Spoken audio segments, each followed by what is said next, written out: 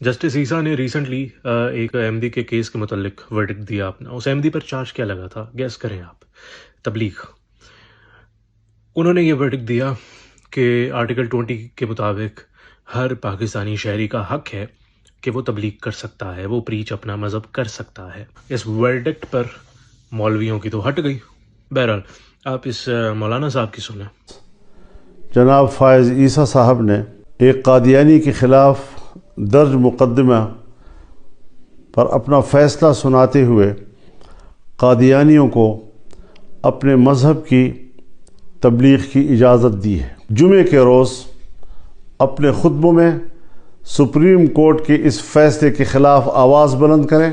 जुमे में मज़म्मत करें। अच्छा, ये इसका मौक़िफ़ ये है कि 1950s में जो दंगे फसाद हुए थे अहमदियों के ख़िलाफ़, पूरे मुल्क को अब एक वज़ीर ख़ान मॉस्क बना दो। उधर उसके जुमों में, उसके खुतबात में बस गलीज़ अल्फाज, हेट स्पीच इस्लाम के नाम पर। बंद दरवाज़ों के पीछे तेरा वालिद लेके गया था अहमदियों को 1973 में। ज़्यादा ही अगर आर्ग्यूमेंट्स थे या लॉजिक थे तो सबके सामने करता। बंद दरवाज़ों के पीछे जाकर भी रिपोर्ट है नेशनल असम्बली की, उसमें भी तेरे वालिद के पास कोई आर्ग्यूमेंट्स नहीं थे जब काउंटर क्वेश्चन करते थे। तो मौका जहाँ तक है, मौका तुझे भी मिला था, तेरे वालिद को भी मिला था। तो शरीयत की बात करता है तू आशिकाने रसूल की बात करता है, तू उस रसूल को मानता है जो अपनी मस्जिद में, अपनी बनाई हुई मस्जिद में ईसाइयों को कहता है कि हाँ करो इबादत। हालांकि कुरान कहता है कि शिर्क वो है जो मैं कभी माफ़ नहीं करूँगा। अल्लाह का हुक्म है ये।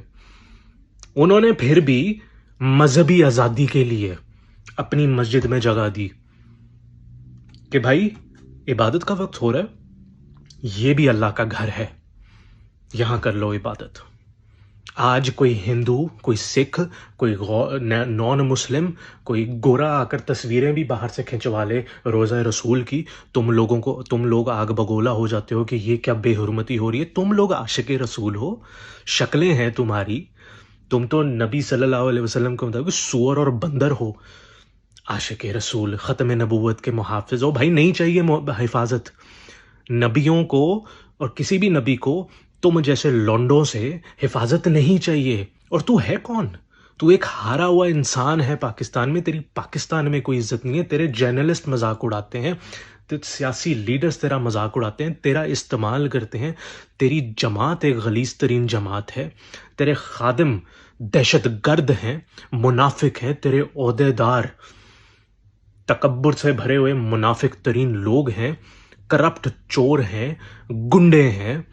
तू आशिक रसूल है, तू शरीयत की बात कर रहा है। तो ये तो है तुम्हारी जमात का हाल। और जिस जमात से तुम मुकाबला कर रहे हो उससे तो तुम खौफज़दा हो, डरते हो कि कहीं ये लोग ऊपर ना आ जाएं, कहीं ये इनकी किताबें ना पढ़ लें। भाई मैं कहता हूँ जो ये बंदा वीडियो देख रहा है, ज़्यादा ही आशिकाने रसालत जाग रही है। तुम लोग VPN से पोर्न वेबसाइट एक्सेस कर लेते हो, सारी बैन वेबसाइट एक्सेस कर लेते हो। जाओ उनकी वेबसाइट पे, VPN से एक्सेस करो, देखो ज़रा क्या गलाजत और क्या गंद लेके बैठे हैं वो। दिखाओ दुनिया को, बैन क्यों कर रहे हो? उनकी किताबें निकाल के दिखाओ, पब्लिक है सब।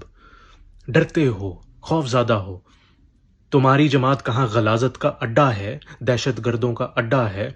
तुम तालिबान के सपोर्टर्स हो, तुम गर्दनें काटने पर फौरन आते हो दूसरों की। तुम ईसाइयों के जब चर्च गिरते हैं तुम खुशियां मनाते हो, ठीक है। जुनैद हफीज अंदर जाता है, तुम खुशियां मनाते हो। किसी का सर कलम होता है, कोई कादरी, मुमताज कादरी जैसा गलीज इंसान पैदा होता है, तुम खुशियां मनाते हो।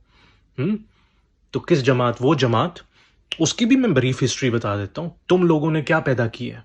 मुफ्ती महमूद, वो मुनाफिक इंसान, हाँ क्या? और क्या? बुखारी, मौदूदी, ये गुंडे पैदा किए हैं तुम लोगों ने। क्या किया इन्होंने मुल्क का? चलो आ जाते हैं अहमदियों की जमात पर, आ जाते हैं। उन्होंने क्या किया? उनका खलीफा जिना को पॉलिटिकल एडवाइस दे रहा है, जिस पर इलेक्शंस हुए थे पहले, उनकी एडवाइस पर वो दुनिया के लीडर से उनको लेटर्स लिख रहे हैं पार्टीशन से पहले।